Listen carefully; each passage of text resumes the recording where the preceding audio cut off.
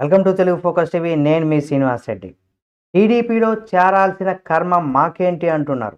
ఇంతటికీ ఎవరు, ఏంటి ఆ వార్త అనేది కూడా ఈ వీడియోలో మనం తెలుసుకుందాం. ఇలాంటి మరిన్ని వీడియోల కోసం మన Telugu focus TV channel subscribe చేసుకొని పక్కనే ఉన్న బెల్ బటన్ నొక్కడం మాత్రం మర్చిపోకండి.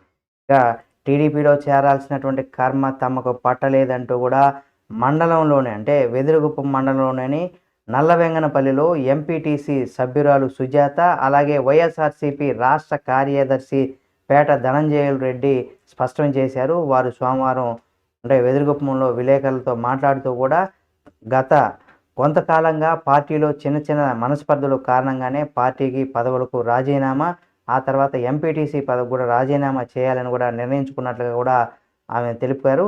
అయితే ఈ విషయాన్ని కొందరు సోషల్ మీడియాలో టీడీపీలో చేరుతున్నట్టుగా తమ పైన తప్పుడు ప్రచారం చేస్తున్నారంటూ కూడా వాళ్ళు మండిపడ్డారు.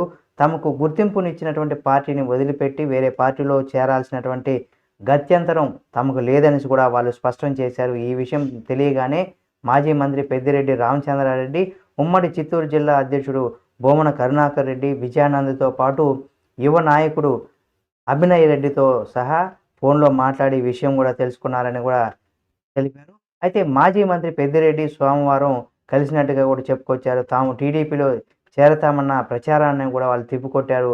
తమ నాయకుడు వైఎస్ జగన్మోహన్ రెడ్డి పేదలకు చేసినటువంటి సంక్షేమ పథకాలు, ఆ లబ్ధి వైఎస్ఆర్ కుటుంబంలో ప్రజల్లో ఉన్నటువంటి అభిమానం ఎప్పటికి కూడా చెరిగిపోదంటూ కూడా వారు చెప్పడం జరిగింది. ఈ సందర్భంగా ధనంజయ రెడ్డి కూడా అలాగే పెద్దిరెడ్డి రామచంద్రారెడ్డితో దీనికి సంబంధించి కూడా మాట్లాడి ఇటువంటి తప్పుడు ప్రచారాలను కూడా వారు ఖండించడం జరిగింది.